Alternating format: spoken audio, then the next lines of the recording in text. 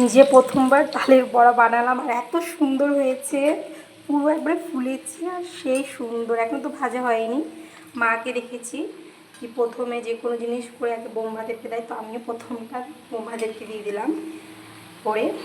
তো মা বানিয়েছে এতদিন তালের বড়া আমরা দেখেছি শুধু, আর মাকে সাহায্য করে দিয়েছি ছোটো মোটো, এরকম ভাজিনি। আমি প্রথমবার একা হাতে সব কিছু করে বানিয়ে ভাজছে, এত সুন্দর হয়েছে কি বলবো। এই দেখুন, মিথ্যে বলছি না, একদমই সত্যি, দেখতে পাচ্ছে প্রথমবার বানালাম আর এত সুন্দর হয়েছে না কি বলবো।